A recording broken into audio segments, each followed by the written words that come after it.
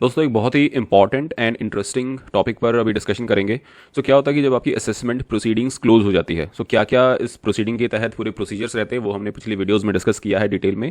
और जब भी आपकी प्रोसीडिंग्स कंप्लीट हो जाती हैं तो यहाँ पर आपका ऑर्डर इशू हो जाता है। और दोस्तों ऑर्डर के साथ डेफिनेटली कुछ ना कुछ आपका यहाँ पे अंडर रिपोर्टिंग रहा होगा और यहाँ पर आपको पेनल्टी लगती है। 50% से लेकर 200% तक आपको पेनल्टी लग सकती है। और इसके लिए आपको अंडर सेक्शन 270A, ये आप देख सकते हैं फॉर एक्शन में अंडर सेक्शन 270A आपको नोटिस आता है। राइट, सो नोटिस ये कहता है कि जी आपकी असेसमेंट हमने की है, यहाँ पर आपका कुछ टैक्स बनता है और आपने अंडर रिपोर्टिंग की है और उसके लिए आप पर पेनल्टी प्रोसीडिंग्स क्यों ना चालू की जाए। सो क्यों दोस्तों एक बार इस नोटिस को भी देख लेते हैं। इस तरह से आपका नोटिस आता है under section 270A।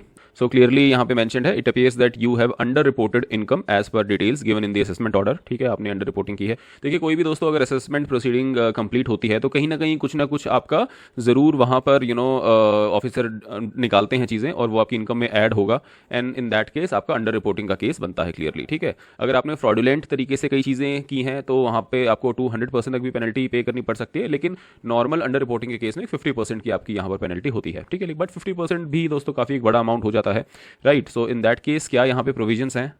So in this case दोस्तों हमें हमारा सेक्शन 270AA मदद करता है जो हमें इम्यूनिटी देता है फ्रॉम इम्पोजिशन ऑफ पेनल्टी। ठीक है, सो आप 270AA की मदद लीजिए और यहाँ पर आपको पेनल्टी के अगेंस्ट आपको इम्यूनिटी मिल जाती है। लेकिन दोस्तों यहाँ पे दो कंडीशंस है वो आपको सेटिस्फाई करनी पड़ेंगी। The tax and interest payable as per the assessment order is paid. ठीक है, जो भी आपका असेसमेंट अभी क्लोज हुआ है उसमें जो भी उन्होंने टैक्स अमाउंट बोला है विद इंटरेस्ट वो आप पे कर दीजिए, इमीडिएटली पे कर दीजिए।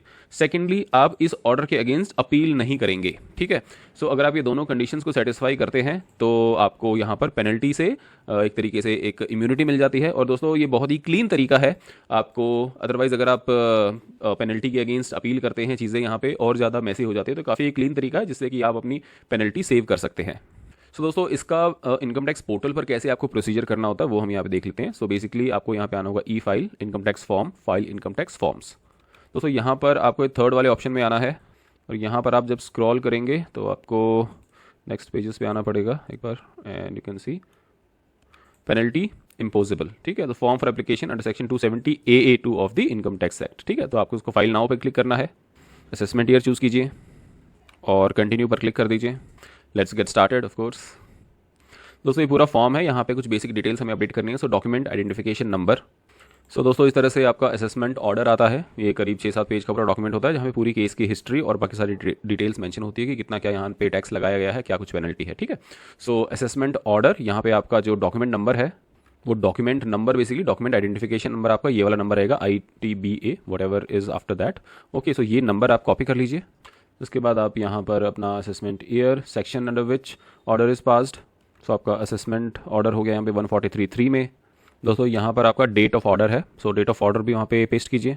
सो यहाँ पर आप अमाउंट डालेंगे, amount of income assessed as per the assessment order. सो जो भी आपका टेबल रहेगा यहाँ पे आपको क्लियरली मेंशन होगा कि आपका कितना इनकम यहाँ पे असेस किया गया है। ठीक है, सो ये अमाउंट डाल दीजिए। इसके बाद दोस्तों आप यहाँ पर tax payable as per demand notice डाल दीजिए। सो आपका जो डिमांड नोटिस है यहाँ पर आपको टैक्स का अमाउंट मिल जाएगा जो आपने पे किया है एंड द इंटरेस्ट अमाउंट भी यहाँ पे अपडेट कर दीजिए। इसके बाद आप due date for payment as per the notice of demand, आपके नोटिस ऑफ डिमांड पे मेंशन रहता है कि आपको पेमेंट कब तक करनी है, वो डेट यहाँ पे डाल दीजिए। नाउ जो भी आपने टैक्स पे किया है अभी, इसका BSR कोड, डेट जब आपने पे किया है, सीरियल नंबर ऑफ चालान, ये यहाँ पे अपडेट हो जाएगा, ऐड कर दीजिए। एंड इसके बाद आपको वेरिफिकेशन वाला सेक्शन अपडेट करना है and then you can click on preview and then submitted. So ये आपका पूरा प्रोसीजर है आपका फॉर्म 68 फाइल करने का। दोस्तों इसके साथ ही अगर आप हमारी सर्विसेज अवेल करना चाहते हैं तो हमारी कॉन्टैक्ट डिटेल्स डिस्क्रिप्शन में एंड स्क्रीन पे भी आपको मिल जाएंगी। इसके अलावा हमारी जो सर्विसेज हैं, income tax related services, GST, virtual CFO, section 8 company registration, normal company registration, आपका 12A ATG रजिस्ट्रेशन। ठीक है, तो इस टाइप की सभी प्रोफेशनल सर्विसेज आप यहाँ पे अवेल कर सकते हैं। दोस्तों मिलते हैं नेक्स्ट इन्फॉर्मेटिव वीडियो में। Thank you so much for watching.